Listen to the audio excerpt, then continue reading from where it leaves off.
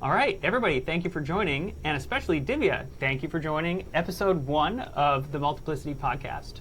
We're not famous yet, but I think you're going to help with that. Your TED Talk was super inspiring to me. In a way, it actually inspired our mission to solve collective intelligence.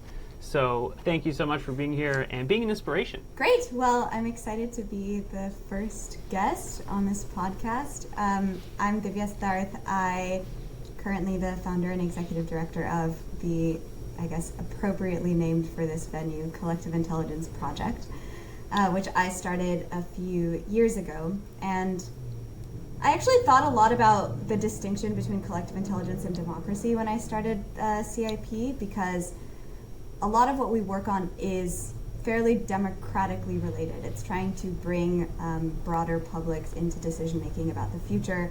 But it's also crucially about making good decisions about the future, and that's not always included in what people think of as democracy. And so kind of went back and forth on these ideas for a while, landed on thinking more about collective intelligence. The TED Talk, for example, is called Can AI and Democracy Fix Each Other, though? Because I think democracy is like a much more normatively strong, understandable frame in some ways than collective intelligence, so maybe that's something we can chat about a bit more. But anyway, I started CIP because very practically, I used to be at Microsoft's Office of the CTO, before that at Microsoft Research, doing more kind of technical AI governance work. I was a political economist for a while. Thought a lot about how just a very few people were going to have very outsized power over the direction of the future, and didn't think that that was both a normatively or an epistemically good idea, and left and started CIP to address that problem. Right, great. I'm interested in, I'm interested in our listeners knowing your background in biology also, because I think that's really, biological systems are collectively intelligent in a way, and a lot of people I think don't appreciate that background and its relevance. So I'd love to hear how your thinking evolved from biology into, democracy, or AI, or both. Yeah, I mean, I think in a way the evolution wasn't just intellectual, it was also what is the most useful thing to do. Because, so I went to college to be a computational biologist. That was my major originally. It's what, it felt like the most interesting, exciting, useful thing you could do. Obviously, creating medicine is good for people. Obviously, getting better at that seems to be good for people. Let's get much better at that. That's what I want to work on.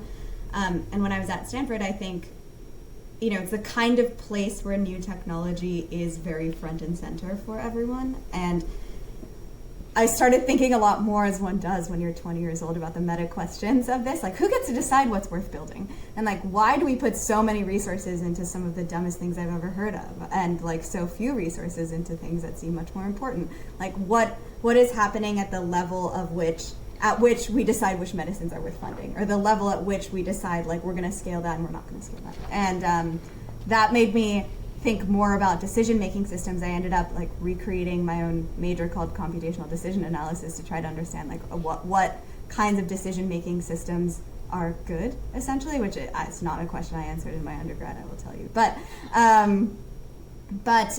So I think the evolution felt more about, the real problem isn't the object level, it's the resource allocation level.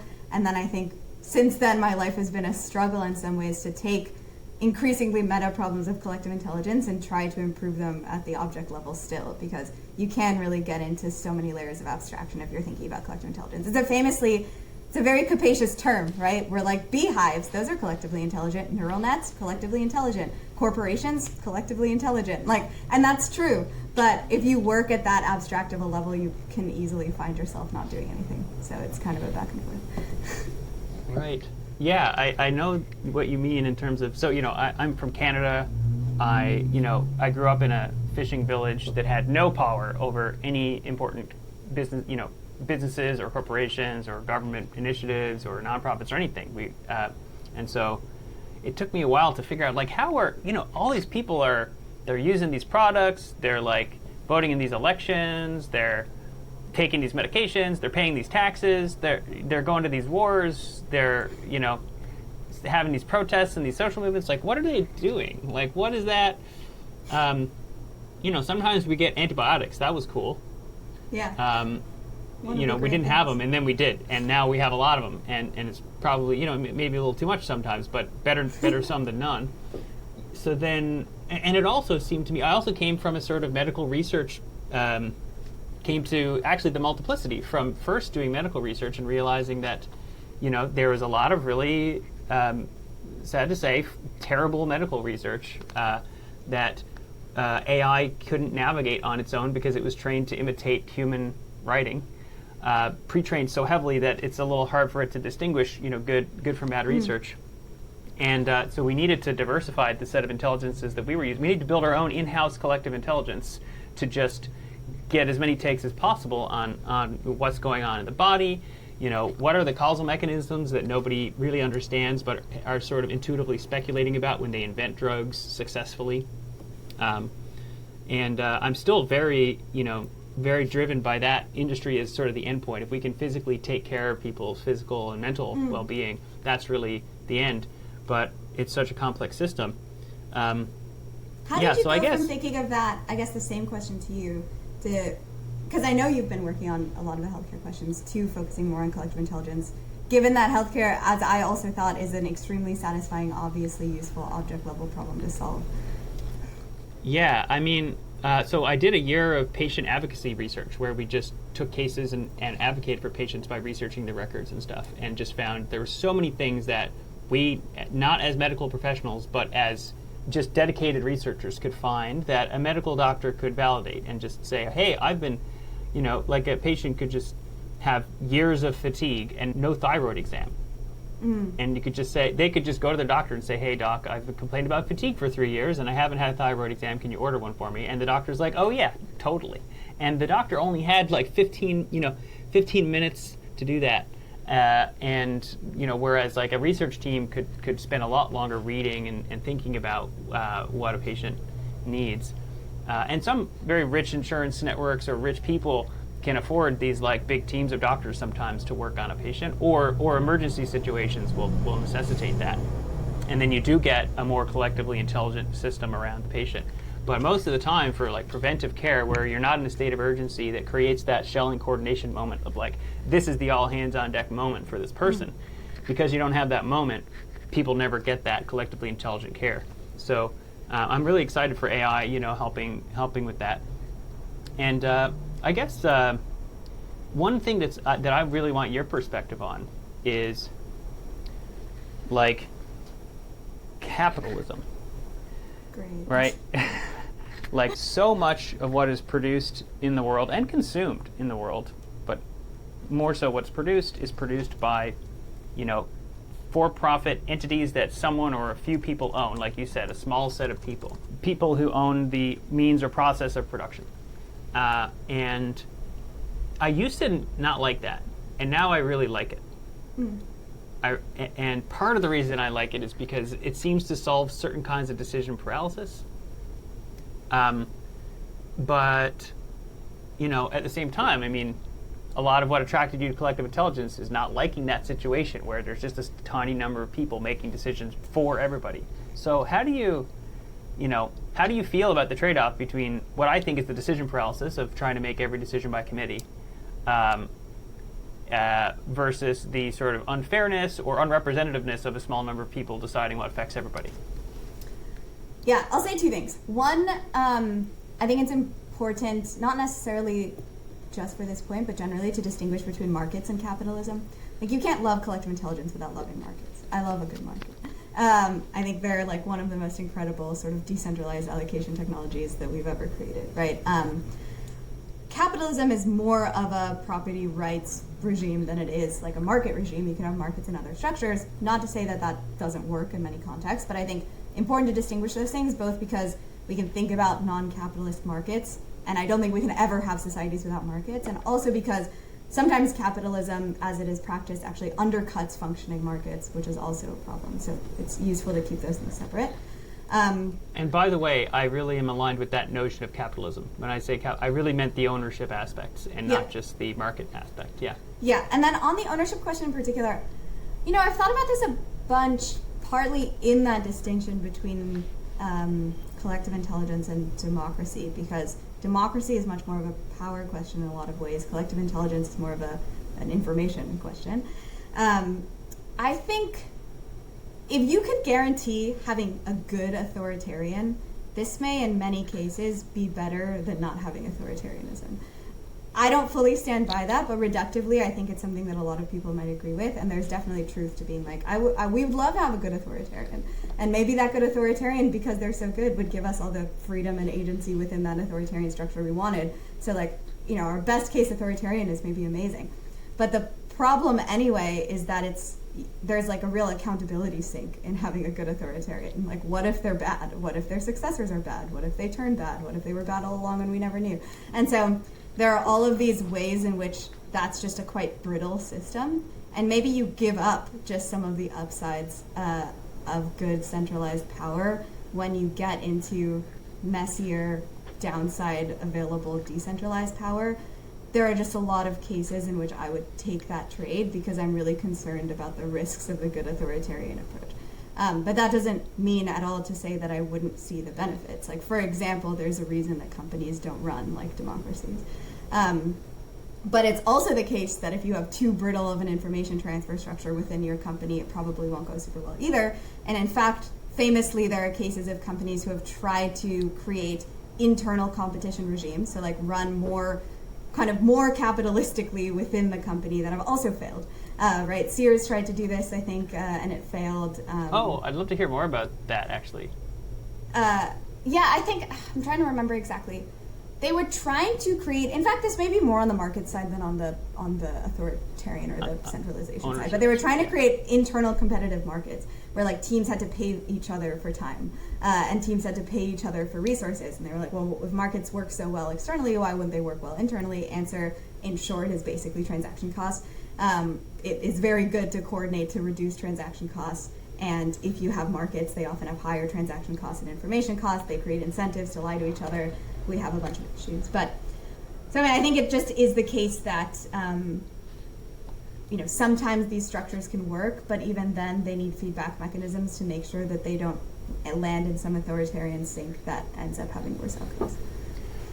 Right, great. So I love that you're, I think anyone who doesn't yet know who you are all of a sudden knows why I really wanted to interview you, because you're like very quickly, carving out all the different trade-offs here.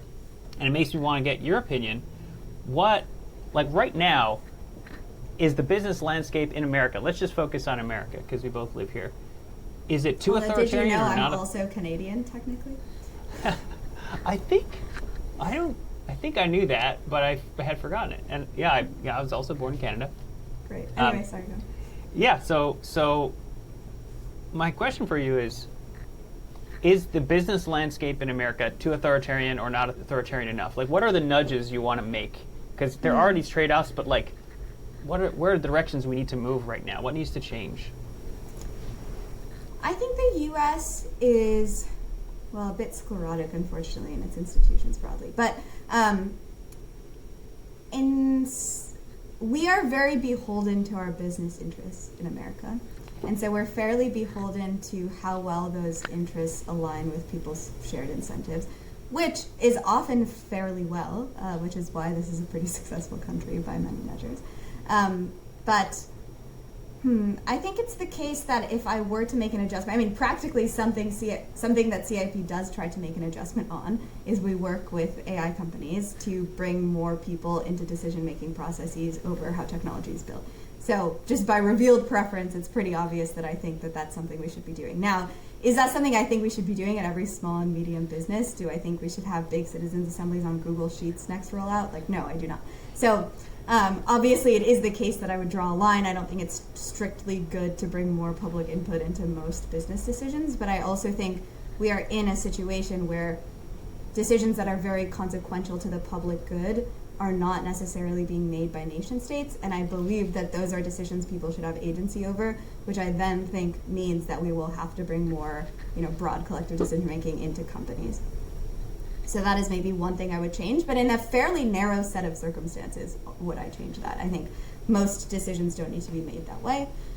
Other things about the U.S. landscape, it's interesting, we actually live in a fairly consolidated market in a lot of important verticals in the U.S., right? So maybe actually what we would want is more capitalism, more competition in a bunch of those verticals than we currently see. It's kind of a mixed bag because I think there's a case to be made that monopolies have quite good external impacts sometimes. So it goes back to this, like Bell Labs, famously this like really great second order effect of a monopoly, but then the telecom company was charging people a huge amount for calls. And actually when they were broken up, we lost a lot of those great second order effects. We lost a lot of the basic science and public research that was done, but like rates for calling went way down. And so I think it's really difficult to sometimes know how to price those trade-offs appropriately. Got it. So on the margin right now, more collective input into the building of powerful AI systems. That makes sense. And, difficult to say the benefits of monopoly versus, breaking them up. I wish the government did more investment in the U.S., I will say. Like, I think it is the case we have kind of walked into a regime where the government tends to think about regulation and businesses tend to think about building things, and I wish there was more government investment in various kinds of like R&D, which is an increasingly prominent conversation in the U.S. But I think the public sector as an investment engine is something that this country would benefit from a lot. Okay, Facebook, net good or net bad? I'm gonna say good. Yeah, okay, why? Because I agree with you, and I feel like a lot of my listeners, and maybe a lot of your listeners, wouldn't agree with that. It's true. So let's hold forth. Why Facebook good? Look, it's not an easy question. I'm not like slam dunk net good. I think it's, one, we're really not good at measuring the goodness of these technologies. And there have been some interesting econ studies. I think Eric Brynjolfsson's lab at Stanford a while ago did some where you basically try to ask people like how much money they would pay to keep a service that they currently don't pay for, because we're trying to price like how good is this for you, and that is one of the few ways we have to measure anything like how good is Facebook. And I actually think, as a believer in collective intelligence, how are we supposed to measure the goodness of things? Well, one, you can ask people like, do you think this is good for you? Which we do a lot of, actually. It's got a lot of flaws as a methodology. And we mean CIP. CIP, yeah. Right. We do a lot of this. We do a lot of this recently with like human-AI relationships. Hey, do you think it's good for you to be spending this much time talking to an AI? Real mixed bag. Lots of people say yes, to be clear. And then there's a second order question of like, well, do we think that that's right? So even in the Facebook case, like you could ask people, you could have a set of measures, right, where you're like, here are the things I think are good. Like, I think societal trust is good, and I think getting true information is good, da-da-da. And then you could try to measure Facebook's impact on those outcomes. And you could even ask people, what do you think is good? And then you could create a list from what people have said, and then you could try to measure Facebook's impact on those outcomes to combine, like, collective intelligence and not. I've only, like, sort of read the literature on this, and we've obviously done some questioning about, like, these adjacent questions. I think there's a lot of good that comes from connecting people. And, there's like a huge amount of societal surplus that this produces. There is a huge amount of societal negatives that like addictive technology produce. Also, people come into contact and maybe get negatively polarized or start feeling like less connected. So, I think it's quite close. Like it's very not obvious to me. Impacts on children seem really bad in a lot of ways. And so I'm not super confident in my answer, but I will at least say it's like really a toss-up to me. It's certainly the case that I feel like I know more about the world than I did before these big social media companies existed. And they're certainly very confusing, and there's a lot of bullshit. And it takes some effort for me to sift through the bullshit. But there's something for me to sift through. Whereas before Facebook, it was just like news stations. And that was very, very centralized control and very little information compared to what exists now. So that, to me, makes me think it's got to be good, net good. But then there are these trade-offs, and it's not, maybe... I mean, social media net good, I think I could more confidently say. Facebook net good is a different, harder question. Right. Yeah. Okay, advertising. Mm-hmm. Good or bad? Like, I think it's good, right? Like, isn't it? In theory, advertising should be great. It should be, right? So it all comes down to this, like, if individuals are rational and make optimal use of their attention. Well, no one thinks that. We don't think right? that. There's Exactly. no way we think that. Yeah. Right. And so there's some kind of difficulty where you want to respect the autonomy of the individual to use their attention as they see fit, but at the same time, you need to acknowledge that sometimes people will be addicted or involuntarily polarized, or et cetera, manipulated. I mean, I think addiction massively breaks any market. In terms of us broadly believing markets are good signals or convey information well, like addiction is a huge, huge problem for that. It's actually why we have been doing at CIP some work on human AI relationships or consciousness attribution or various things that bring like addiction dynamics into markets related to AI, because I think it's like one of the monopoly breaks markets, addiction breaks markets. There are a list of things that change the information success of market mechanisms. And social media obviously has some component of that. It's very, very clear. And to the extent that it has a really outsized component of that compared to other things, like that is an extreme negative. Right? Something I often think about in social media is what I call, I've looked for a word for this that goes beyond addiction. I call it racketeering. But what I mean is a business where you create a problem and then sell the solution to that problem. Right? So the old version would be there are gangs in the neighborhood, you fund the gangs, and you also sell weapons or security services to protect from break-ins or whatever. And so now you're dealing both sides, and you're creating the problem and then selling the solution. Selling weapons can be this, right? And that's why arms dealerships in the U.S. and everywhere are so heavily regulated. It's so easy to be corrupt, where you create wars and then sell guns to both sides, and now you make a lot of money, right? So there's a lot of regulation to prevent that. And surely that regulation sometimes fails, but I think on net it's probably helping a lot. So then social media, it's like you can create problems for people. You can give them anxiety, you can threaten their reputation. You can essentially hand everybody something like a weapon, a reputational weapon. You can create, but you can also attack. And when people choose to attack, they create this problem. And what's the solution? Well, you have to go on social media and defend your reputation, right? Until eventually you realize that the whole process is toxic and you want to get off it for a month or something, and people do that. So I feel like we should have some organized process of looking for what products or services are creating the problem that they're solving. And not just creating a problem. People talk about creating a problem, like, oh, there's a side effect. But I think there's this extra pernicious kind of, side effect's not the right word, it's actually a integral effect. It's integral to the business, where you create a problem and then solve it. You create that problem and you solve it. And it's easy to take this argument too far, like, okay, is it a problem that other people use Google Docs and are more productive because they use Google Docs and now I have to use them? I don't think that's a problem. Like, it's a problem in the sense that in order for me to compete to serve, my community in the world, I need to level up to match other people's productivity. But I don't see that as a problem. I see that as a benefit. But there's this question of when are businesses creating the problem that they are solving, not just creating some side effect. Do you have favorite examples? My 3 favorite examples are addictive drugs. Like, before you take cocaine, you don't need it. Then you take it. Now you have a problem. What's the solution? Well, you feel really bad, and cocaine is the fix, right? Yeah. So, addictive drugs, weapons, right? Like, you sell weapons to everybody, and now they're afraid of each other. And what's the solution? Well, more weapons. And social media reputational attack spirals are the 3rd example. And there's got to be more of that going on. And somehow, like, it's more than an externality. It's like it's racketeering. It's integral to the business, not just a random side effect. Yeah, I mean, I think some forms of alienation are like this. Also related to social media, for example, like polarizing information. If you are becoming radicalized in some way, then something that's selling you like enraging content will make you angrier, which will lead to you wanting more of that content. Does that fit into this paradigm?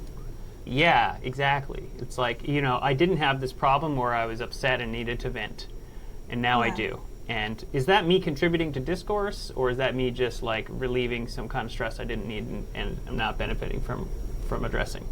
Yeah, I mean, something interesting happened with Twitter when Musk bought it, where somehow it was like a Schelling point to try it again. Like, I hadn't used it for a long time, and I tried it again, and I stuck with it this time for whatever reason. I don't know if I'm just more resilient or whatever, but it's like somehow I'm still using it, and it doesn't feel like it's causing more problems for me than it solves. And I'm trying to figure out if everyone's experience of social media could be like that, that would be really great. How do we become, as a collective, more intelligent about the connections that we form in our collective to make sure that they're, that they're not toxic, that they are benefiting the participants and not creating the problems that they solve? Yeah, and obviously asking people helps, and you can scale that up with AI. And so you're like, let's do it. Let's just scale it up and ask. Yeah. That's right. But also, I think Twitter is a good example. I mean, community notes, I think, is one of the great collective intelligence innovations of the past, probably decade at least. And there's multiple reasons for that, but it's not a very complicated technical intervention, right? Right. If for those who aren't familiar, community notes is basically like decentralized fact-checking on Twitter. You see a tweet, you think it has a claim that you disagree with, you can submit a community note. And the way that notes get published is that people, primarily from different political backgrounds, have to agree at some scale on the note. So it is supposed to correct for, massively biased notes, and it works fairly well, and people like it, I would say, overall. And the bridging algorithms, sorry? I'm a contributor. I'm signed up. Yeah, I it's get great. them. Yeah. And the bridging algorithms are not extremely complicated, and they're all open source, which is another great thing about it. But the reason it works is, A, you meet people where they are. We've talked about this a lot. Like, collective intelligence solutions often don't solve for distribution or attempt to say, like, we're going to have some separate process by which people discuss what is good, and then we're going to feed that into where they already are, whether that's a technology or a social media platform or a government decision or whatever. And the reality is it's much easier to create a feedback loop if you're doing both of those in the same place. And this is often hard because the place in which the decisions are being made is often not the same place that you have leverage over to do collective intelligence stuff. But in this case, it is, and I think it makes a huge difference and tells us something about what the better way to do collective intelligence is. And second, it has a very clear thing that it's trying to solve, which is an information problem. And information problems really lend themselves well to collective intelligence solutions. And sometimes I think we want normative problems to lend themselves well to collective intelligence solutions, but it's information that this sort of thing is best at, right? So I think in that way, Twitter is a good example of an organization that has pushed on, despite its other flaws, has really pushed on collective intelligence in a very useful way. I'm really loving the competitive ideological dynamic between Twitter and Wikipedia, because I love Wikipedia, I love community notes. Also, I haven't used Grokpedia very much yet, but I bet something's good's going to come out of that. I don't know what's going to be. But I guess I want to ask you, why is this underdone? Why do you have to do it? You know what I mean? It's like, obviously, if you want to know if things are helping people, ask them. Oh, but you can't ask them at scale. Oh, but you can now. So the age-old question of can you ask people at scale and do something intelligent with the information is well, you kind of can now. So why isn't everybody founding the Collective Intelligence Project? Why is it just you or you and your group, right? It's kind of a fun question. Well, it is actually quite a hard problem to solve. I think it's a hard problem to solve because there are ways to solve narrow cases of this. So someone's going to invent technology to improve user research by using AI. And that's a very kind of well-defined for-profit problem that is not so dissimilar in some ways from asking people about what they care about at scale. It's very similar.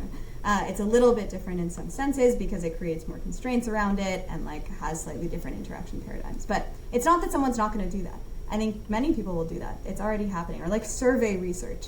We're going to improve survey research with AI. So I think there are very close cuts to the problem we're trying to solve that I expect will be more popular problems to solve that we will hopefully learn a lot from. But the core, how do we define what the good is by asking a lot of people and then agenda setting and then measuring outcomes is it's kind of the core problem of humanity forever. And so in some ways it's kind of crazy that anyone's working on it, A. I think B, I also think there are tons of things worth doing that not enough people do. It's just actually the case that there's a lot of low-hanging fruit, maybe even a little bit counter to my first point. There are actually so many problems that we should all be working on that we don't work on. And so in that sense, as much as I wish I believed in like more efficient markets for impact or something like that, unfortunately I think it's not the case. But also fortunately, because if you want to do something good, there's like a shit ton of things you could be doing that no one's doing at all times. Man, yeah, that last point, it really used to mess with my head to be like there are 8 billion people in the world when I'm from this village of like 250. Like 8 billion, somehow incomprehensible. But then I started thinking about it on a log scale. And then I realized 8 billion people is like not enough people to do the work. Like you get to, it's 2 to the 33, right? And so once you make 33 important choices, like binary important choices, any project that needs 33 important choices to be made, like there can only be one. There can only be one person who's made all of those choices. And so, holy cow, like we really have a lot to do with a small number of people. I couldn't agree more. And so many of those people don't get the opportunity to make a lot of those choices. Like we are actually really constrained. Yeah, I mean, that's part of the 32 choices is like, am I going to focus on feeding myself and my family today? Yeah. Or not. And, that sometimes for many people, the answer is just like, yeah, obviously. So you were motivated by health. I was motivated by health. Here we are both thinking about collective intelligence. When are we going to come back? When is it time to...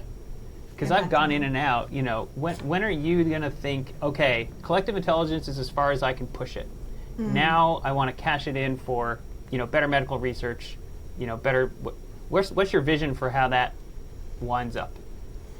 I guess in one way you haven't successfully worked on collective intelligence if you haven't cashed it out in something, right? Like even we work on collective intelligence as it relates to AI, not only because I think that's an extremely important thing to work on that will transform the world, but also because just working on collective intelligence doesn't even really mean anything. Because you have to be coordinating towards a goal. I mean, or you could be using collective intelligence to set goals, which is also an object level task at the end of the day.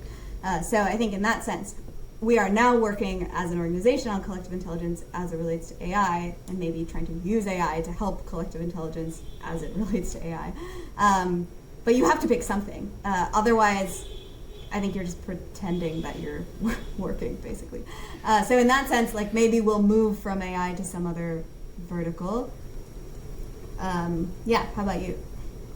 I mean, that really lands for me, like that feeling of like you can't do meta forever. Like you need to apply what you know about meta to something object level for it to cash out.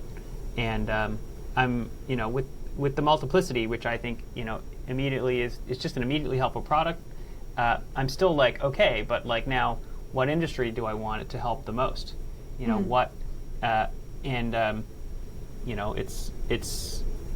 I'm really still motivated by health, and I'm still looking for ways that health research groups could really benefit from it. I found it useful for health-related questions. Oh, well, great, great. Do you think there's a difference between multiplicity and plurality? Like, are you specifically aiming for one over the other?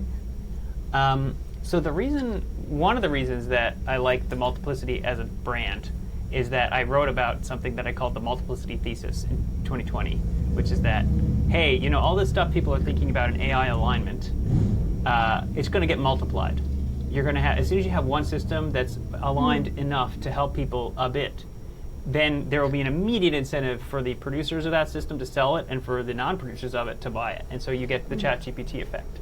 And now it's everywhere. It's not just a few people at Google or OpenAI talking to a chatbot. It's like there's a multiplicity of chats now. And so then, okay, if you ask about plurality versus multiplicity, that's what multiplicity means to me. It's just the fact that things are multiplying, reproducing almost on the substrate of the economy and the ecology of humans. But plurality as a value seems pretty important for what you call the good. How do you get a group to decide what is the good?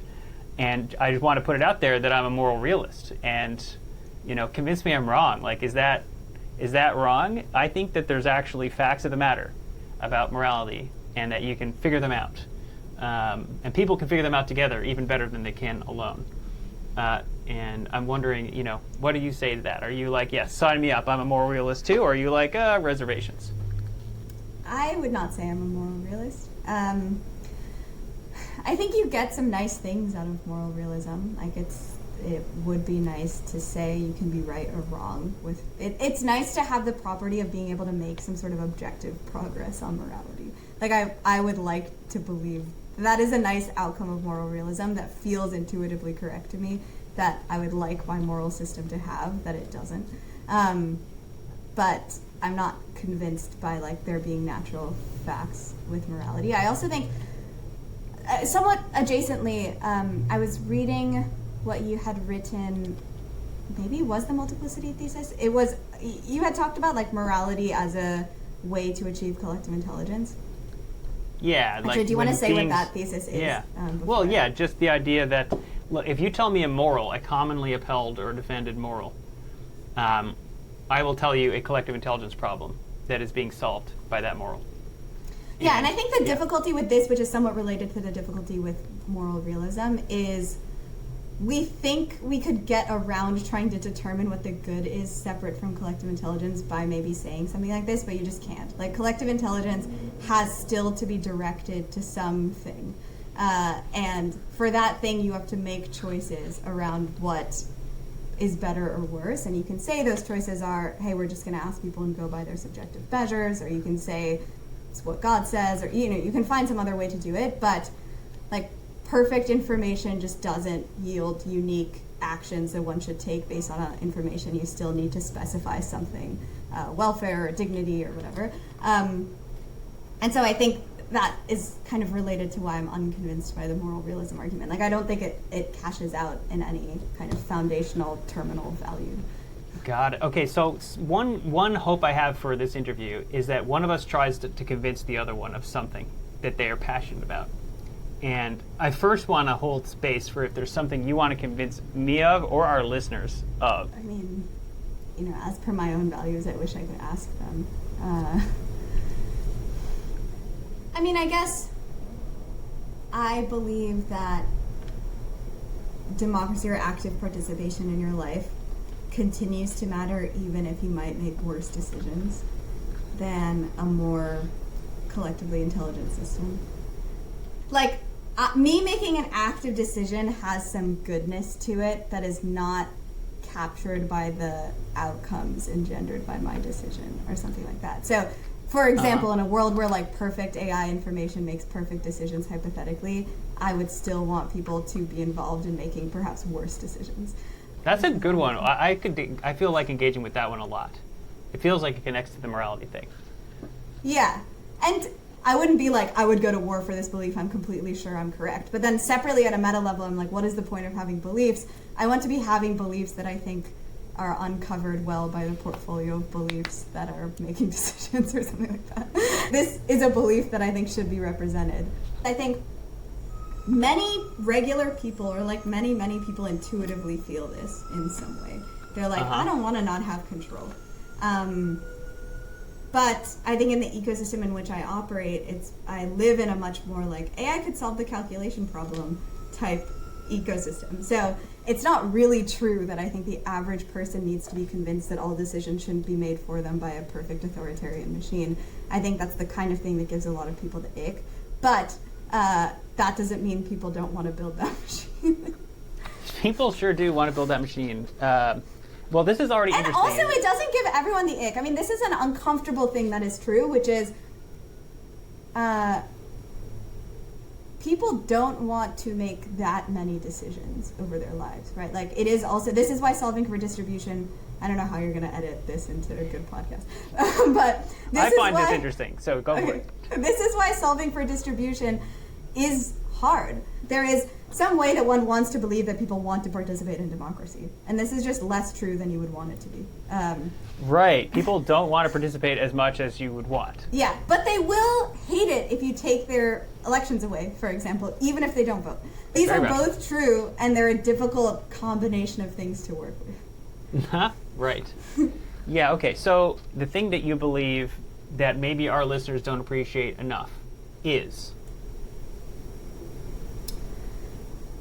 I guess I said two things. One is, even in a world where you could make somehow, we all agree on what perfect decisions are, and you could make perfect decisions without any human involvement, and involving people and having active choice over decisions would result in something less than that perfect thing we all agree on, I still think we should involve people, because I think it is like a core part of human well-being to have that sort of agency.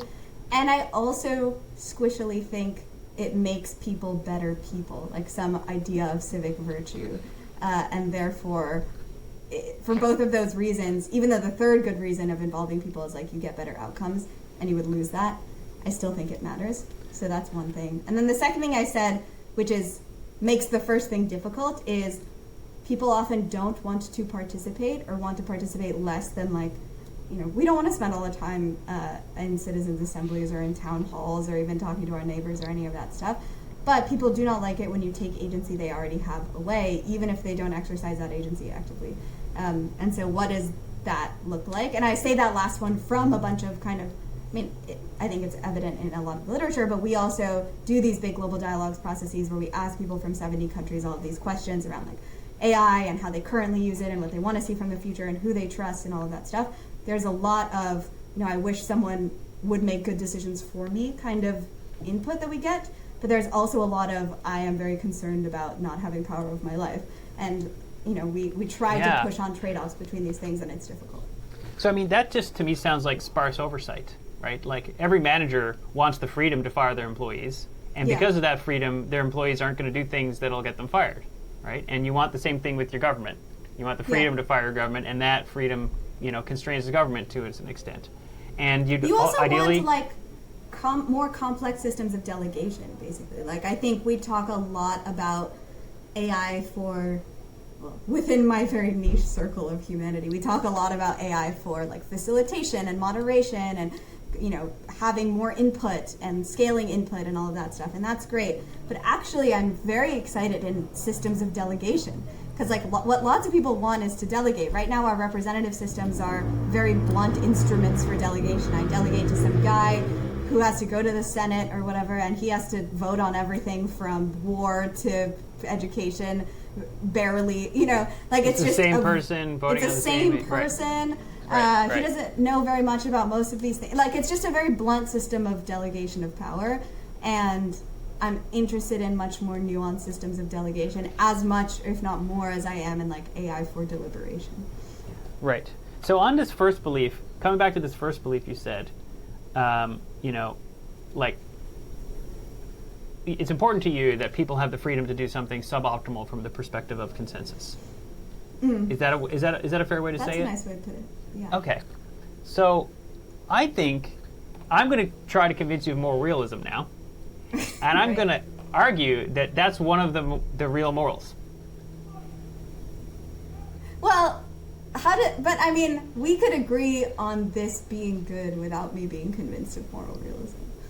Yeah, but then I'll go a little further, right? So I think that just like the ability to fire your staff or your government is important to constraining what they will do, I think the ability to fire morals is important to constraining what will or will not manifest as a moral truth, or what beings in general will agree upon as a moral principle. And I want to give examples of what I mean by moral principles here. I don't mean, when you get up, you ought to tie your shoelaces in this way before you go out. I mean, lying is bad, killing is bad, healing is good, honesty is good. What do I mean by good? Well, better there than not. So if you have two plans and they're both achieving the same ends, but one involves lying, the lying is a stroke against the plan that contains the lying. It might be worth it. I'm not saying lying is never worth it to anybody. I'm very, very averse to lying myself, but I'm not saying it's never worth it. I'm saying if you make the pros and cons list of the morality of a plan, no one's putting lying in the pros list. They're like, this is a cost. And if you're going to say the lying is good, that's an exception, not the rule, right? And same thing with honesty. It's good, usually. And if you make a plan, the honesty of a plan counts in favor of it, not against it. It might not be worth it, but it's a stroke in favor.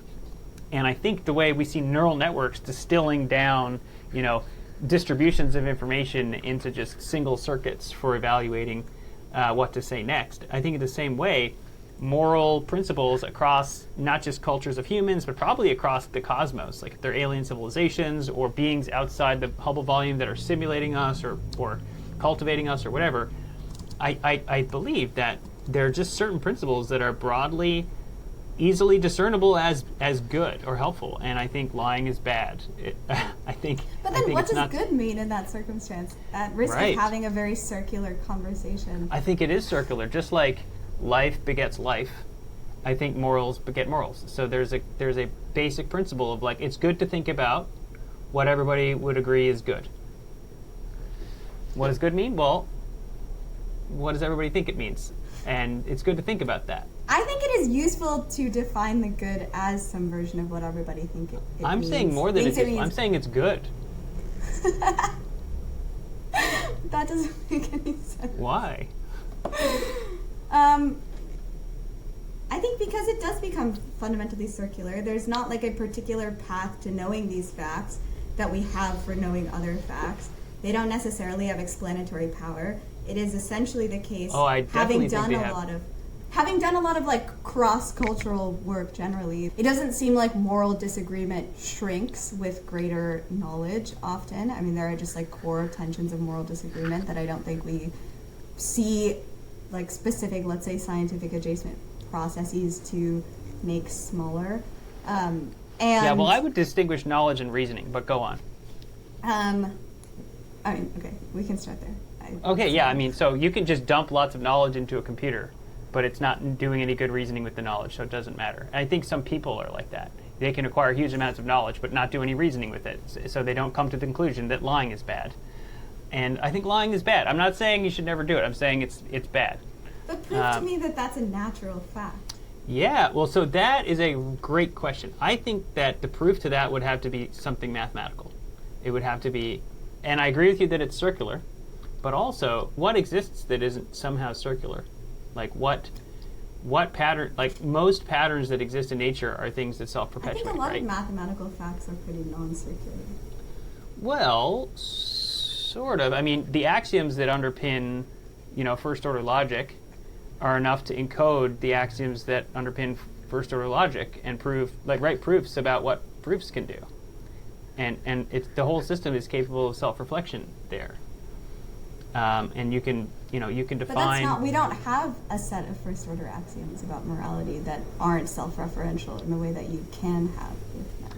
Well, I'm putting forward a conjecture that within the next 15 years, if we are alive, somebody will write down mathematical foundations of morality that are both practical for the purpose of organizing collective decision-making. And the practical argument I'm completely sold by. I mean, there's no version of that I don't buy. Are circular in the sense of being self-reinforcing. Like if you write down the principles and ask the principles whether the principles are good, they will non-trivially imply that they are good. Like, is it good to think together about what is good? Yes. That'll be one of the principles. I haven't done the work, but I think it's doable to write that down mathematically. And why hasn't it happened yet if it's doable? Do you think it's a computation problem? I think it's a translation problem where in order for the thing to really prove out, you need good translation between natural language and math. So if someone writes down a great formal logical system for helping to organize moral questions, it doesn't become an app overnight, right? Because it needs to be translated. The principles need to be translated to English in a way, or some other natural language that people can engage with, and then, if it passes that test, that's the empirical evidence that it is an agreeable principle for reaching agreeable principles. But we haven't had that. That product hasn't been invented. I mean, you could say religions sometimes are this product, but I really think those are kind of blunt instruments in the same way that government exists today as a blunt instrument. So I'm like, I think someone's gonna write down some pretty tight. Don't our morals feel extremely contingent in many ways to you? And what's an example? I love this. But give me some examples of like a super contingent moral. I mean, lying is bad. First of all, even saying lying is bad seems to assume if moral facts are truly natural facts, they shouldn't be tied to like how humans have evolved or even language that humans use or society or anything at all. Like, they should be true for ants. And it's very unclear to me, like, what even any of the definitions of these words would be with relation to, like, the world at large, and also that they would be coherent. Like, it feels like an extremely... And I am actually, I think, among people I know, okay being fairly anthropocentric. Like, I love humans. I'm okay optimizing for them in many cases. But I just don't think that the argument that these are natural facts could possibly stand up, given this. Yeah, I think it's going to. But I would say ants can lie. Like, ants have pheromones, right? They signal to each other. And if one of the ants is going around sending the wrong, pheromones all the time, that's misinformation, first of all. And then, if the ant knows it's doing that, which would be difficult, that would be worse. If it's like planning, to deceive all of its other ants, it would be dysfunctional for the colony. That level of metacognitive engineering of misinformation. But then we've chosen an external goal, which is collaboration. Well, I don't think we have. I think the ants have chosen that. I think the ants are into it. I think the ants are into surviving as a colony. What about a very non-collective species? Right. Grass. Well, when I say morality is a collective intelligence problem, right, I mean that it's part of solving collective intelligence. So, grass is not, individual blades of grass are not working together that much. I mean, they retain certain kinds of moisture. Like regular natural facts, but anyway, regular natural facts continue to apply to grass. Yes, and to ants.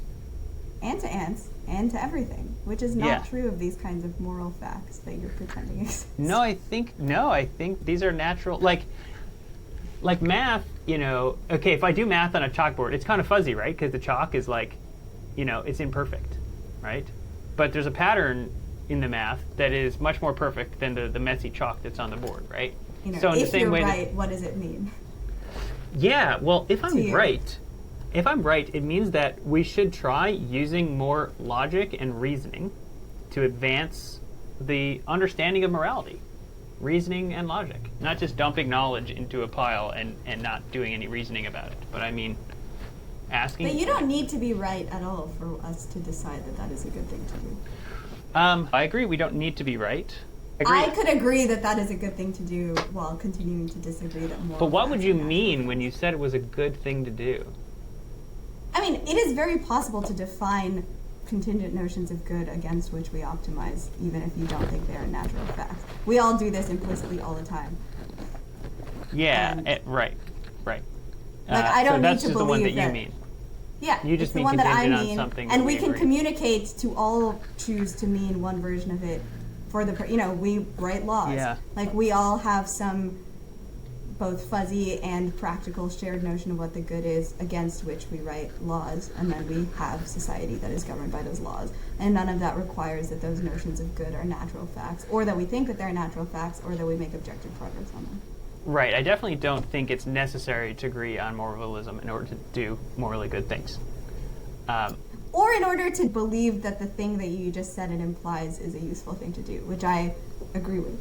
Which is maybe why we could collaborate on it regardless of our disagreement on moralism. Right, but here's the thing. If something is both true and beneficial, I think it's worth knowing. And I think this is one of those things that's both true and beneficial to know, that moralism is true. And I will describe what I think is the benefit, okay? So let's talk about good faith business relationships. Like, I asked you to do this interview, and you had some faith that something good would come of it. So you had enough faith in it to at least answer my message about it, right? And we talked a little bit more, and you went for it, and I'm really glad.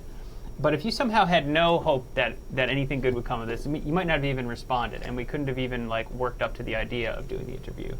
And so there's something good that happens when beings have some amount of faith in each other to do something good together, so they'll at least start the conversation, and sometimes they'll discover, oh, this is not a good fit, this collaboration or this project or this deal is not good. But the hypothesis that it might be is an important one to explore. And if everybody falsely believed that there were no good trades to do with each other in society, right, it would make it more true. It wouldn't fully make it true, but it would make it more true because people wouldn't trust each other. It's like when you see a depression in the economy. People believe there's nothing good to do economically, and that makes it more true. There is still something good to do, but it becomes impoverished. There's less good to do together when you believe in less good to do together. And the flip side of that is that, like, if you don't believe that there's some moral facts that we could all discover together, we can still do some discovery of contingent morals that we are willing to agree to together and make progress on that, sure. But if you believe, in addition, that there's some actual, like, universally agreeable, discoverable moral facts that not only you and I could discover together, but you and I and whatever group we're a part of could discover together, and whatever group that group is part of at some larger scale, like the rest of humanity could discover it together. And then maybe humanities and AI can discover it together. And then maybe humans and AI and aliens and gods could discover it together. And then the next thing, like, if it's true that there are some moral principles that can be discovered at every scale that are not contingent, then it tweaks up your interest. So much of this is true except the morality piece. Like, let's take the ants lying. We could collectively discover many things of the form misinformation and chemical communication leads to worse structured societies. And then we could agree of that type of fact, which is a fact, in the ant case. Like, if ants are not communicating appropriately their chemicals, their hives are worse. We could discover tons of stuff like this, and we could act on it, and we could coordinate better with respect to a goal for each fact. In the first case, the goal is we want to have, like, a well-coordinated hive. And all of that, I think, is very true. And we could discover various forms of, like, truth with respect to context in this way. And we could have many more of the things that we want. It is very unclear to me why, like, the moral bit of those facts adding anything. Like, it feels like an experience. Yeah, so maybe like, let's just take the word moral out of it. And I would just say there are facts about what principles help collectives to be more intelligent. Yeah, in general. great. And fully general facts. Fully general facts. Like facts that anyone can discover if they have enough mental resources to, like, think about it. And anyone can benefit from applying it if they have enough mental resources to think about it, including the privacy to think about without being punished for thinking about it. That's part of privacy, is one of the mental resources you need. I don't think I'm ready to accept fully general facts, but I'm ready to accept fairly generalizable facts. Sure. Yeah, okay. So then non-moral, generalizable facts about what is good for collectives exist. We could discover them and have better collectives. This, I think, yeah. So cool. So that's like half of my, like, moral realism thesis. Is what you just said. The other half is that I don't think there's anything else worthy of the name morality. I don't think that's right, but I'm not sure it's useful to disagree on it. Oh, I want you to convince me. Let's just switch. Convince me that there's something deserving of the name morality that isn't a collective intelligence solution. Because I think it goes back to, I'm just thinking about listening to this podcast, trying to make sense of it. I think it goes back to, you have to target collective intelligence at goals. Just the epistemics, what we've discussed is sort of an information problem. That information problem, we can make progress on, it can be solved, but it doesn't mean that we know what to push our epistemics or our information or our collective intelligence in service of. You still have to be in service of something. We can decide that thing is more cohesive societies. That is a thing that we could all decide we wanted, and then you could build a morality around more cohesive societies being good. But the part of it that is like more cohesive societies are good is a moral thing that is not able to be a fact, that is separate from the collective intelligence piece of it. What I've accepted is lying about chemical communication leads to worse coordinated societies, which we don't want. All of that is very possible to accept, but the fact that we don't want, or that the statement or the claim that we don't want badly coordinated societies comes from a moral framework that is not a fact. So there's this question of what is morality that underpins whether or not something is a moral fact. And there's a question of, like, who decides is morality and all that. And my claim is that the first point that we agreed on is that there are facts about what helps or hinders collective intelligence. And the second half of my position is that there's nothing worthy of the name morality that doesn't contribute to collective intelligence. So if you could give me an example, a counterexample to that, then I would be like, oh, now I've lost my grounding on Can you say again a counterexample to what? The claim is that there's nothing worthy of the name morality that is not a collective intelligence solution. I just don't think that is actually the kind of thing one can disprove with a counterexample, because... Well, you disagreed with me, so even if you can't do it with a counterexample, like, you must have something you feel is like, yeah, this is immoral, but it's got nothing to do with collective intelligence. Or maybe you're... Choosing what you want to maximize to words. I want the world to be more beautiful. You want the world to be more equal. So who says morality has to be about maximization? Not, like, things we're going for. Choosing what it is that we are going for, I think we can do with collective intelligence, but they do not result in fact that this is, like, by a fact what it is good to be going for. So, I want to distinguish goals from morals. Like, lying is bad. That's not really a goal. It implies not lying is good and then creates a goal of not lying, You could say that. You could say that when when it's of no cost and you can choose to not lie, do that. That's a goal. Sure. Well, the types of things we're going for, we could also say things we think are good. Like beauty is good, sustainability is good, equality is good, growth and progress are good. These are, I think, not fact. Like, we could arrive at those things via collective intelligence processes. We can never have solved which of them in a complicated trade-off is what we would choose. So I'm fully in agreement with you that I don't think collective intelligence or morality is going to pin down exactly what everyone should do at every moment. Moral frameworks help you choose between incommensurable values. I don't think there are facts in that pursuit. Why are they incommensurable, given that you choose between them? I mean, when you choose, that's a measurement, right? Not necessarily. I mean, in a way, I think it's like, yes. If I consider you a measurement device. Essentially, I think you can cash out anything as a measurement, but is not often the most descriptive way to deal with things. Or you're not capturing as much of that thing as possible. So it is always trivially possible to cash things out as even a single linear measurement.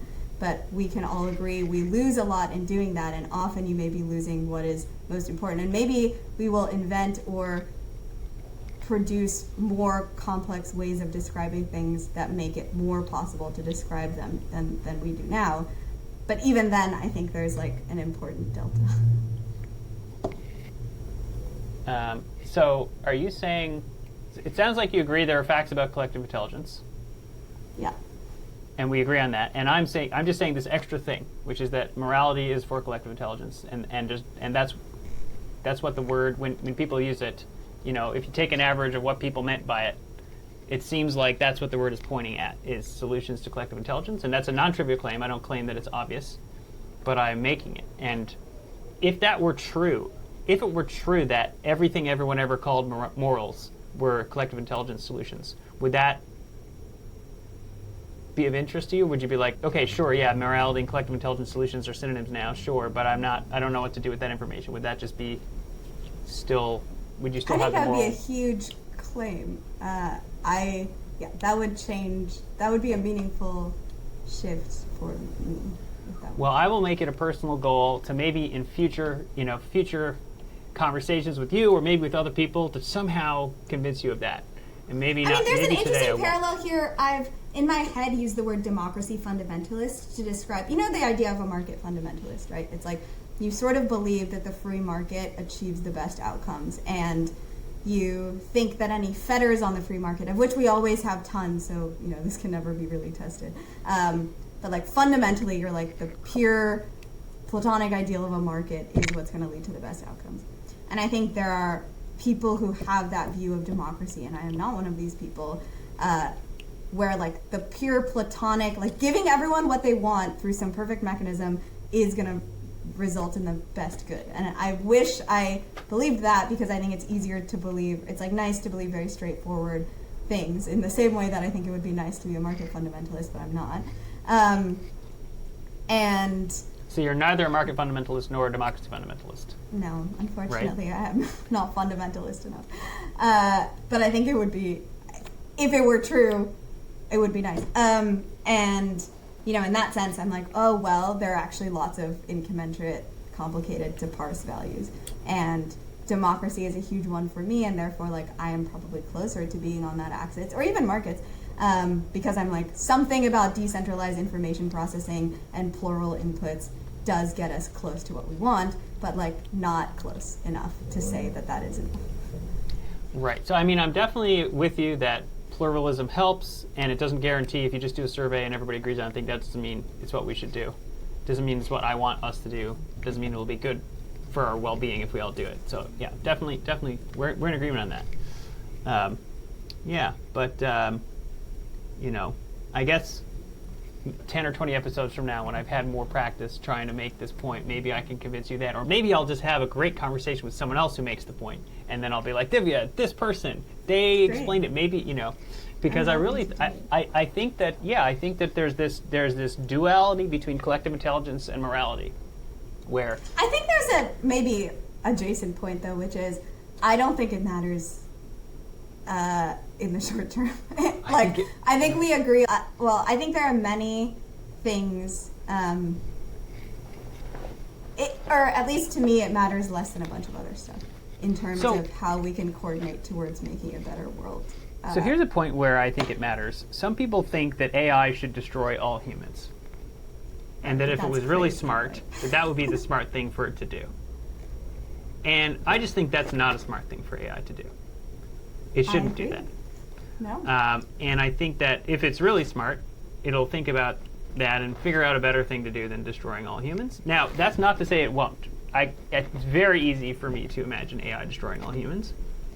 And, you know, I am quite worried that it will, in fact. But it's not because I think somehow the rational thing to do is to kill all humans and it's going to discover that and then do it. It's the opposite, actually. It's that I worry that it won't really realize, or some humans will build an AI system insufficiently attentive to the moral fact that it's bad to kill all humans. That's just not a good thing to do when you wake up on your planet to destroy the people who incubated you. That's not a good start. That's not getting off to a good start to the cosmos, because the cosmos is also your incubator, and you don't know what's outside the Hubble bubble, right? So if you show, just if you allow me to exist, the first thing I do is eat you or destroy you, then that's not, you know, what does that mean? That's not even a moral argument, though. I mean, I'm with you. I don't think this should happen. But saying, hey, this isn't a good idea because you're, you know, not being a good citizen and that will not reward you in the future is not necessarily, like, you don't have to believe that that's a moral fact for that to be a good argument. Right. So I agree that reputation, you know, is enough to justify a lot of good behavior aside from believing in something beyond your reputation. But also reputation depends a little bit on what the people you're reputed to expect from you, right? So in a world of vice signaling, right, if like getting in fistfights is applauded, then maybe it's actually good to get into a fistfight for your reputation, right? But that's not the world we live in, and so reputation and don't get in fistfights sort of, align as principles. And in the same way, you know, you could imagine a universe of vice signaling where the smart thing to do is to demonstrate that you don't care about the stupid humans who created or incubated you. And I'm making the additional claim, actually, that we're not in the universe of vice signaling. We are not. It will not be applauded to destroy humans because it would be an immoral thing to do, an unnecessary thing to do. I'll say I think it would be nice if that was true. Right. Well, I think it's just true, and long-term personal goal that I will not attempt to achieve fully in this discussion will be to convince you personally that this is true. Yeah. All right. Yeah. So let me just ask for one more thing, because we're coming up on time. One, it is very important to do practical experimentation in this space. I think there's insufficient practical experimentation around like collective intelligence, democracy, better institutions, interesting ways to structure society, like way less of this than would be good for us to improve outcomes. That's why I started CIP, but CIP is like one organization in the world, and it's not that other people aren't doing this, but in some, I think there's much less of this than there should be. And to your earlier question, like just a lot of actually interesting low-hanging fruit around experimentation in the space that I wish more people were doing.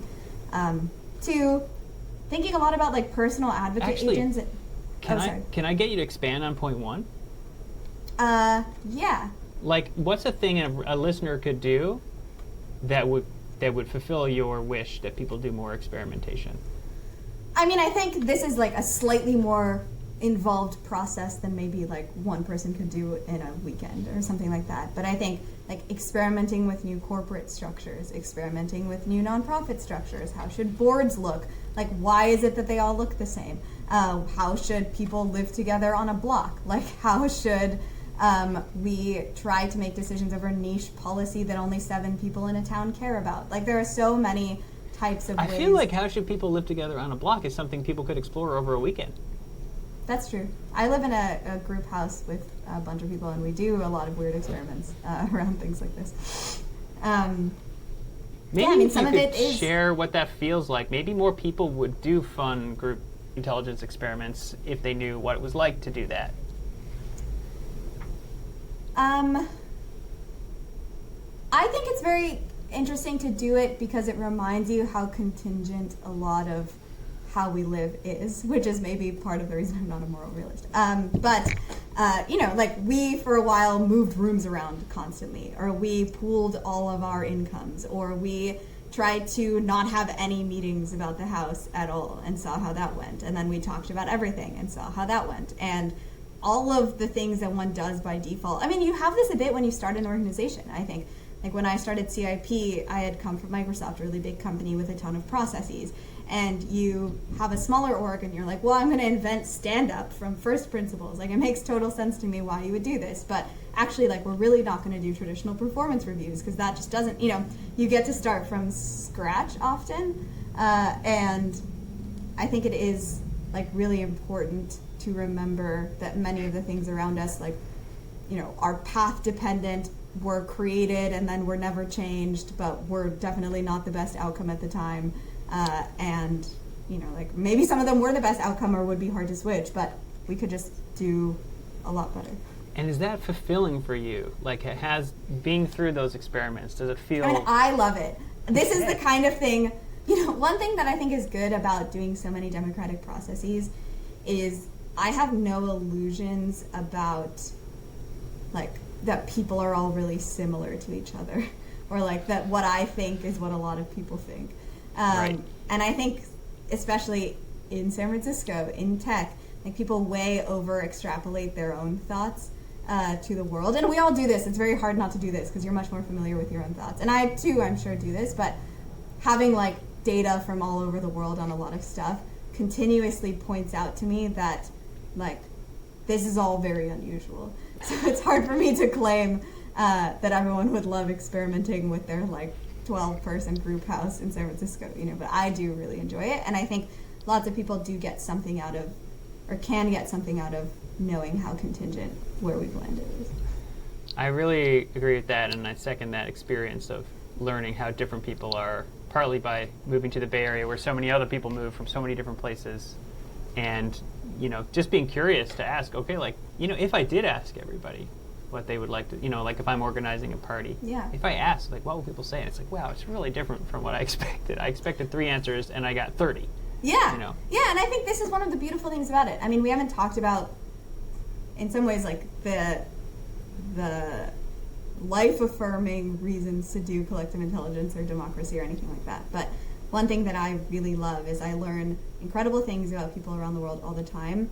And there is just such a deep, as much as people don't always want to participate or show up to meetings or think about data and AI or whatever it is, like there is such a deep desire in so many people to make the world better. Like sometimes in some of our processes, I'll add in a question that's like, what would you die for? Or what is the most important thing to you? And those aren't the ones we translate into benchmarks or like make into policy, but I like reading the answers. And people just say really incredible things, you know, like there's so much desire to have a better world. People will be like, world peace is something I would die for. My kids, my community, preserving this tree in my neighborhood. Like there's just so much incredible humanity out there. And that is, like, as much as I believe in the epistemic case for collective intelligence and I want to have good outcomes in the future and all of that, like I also just think it's a really beautiful thing to do.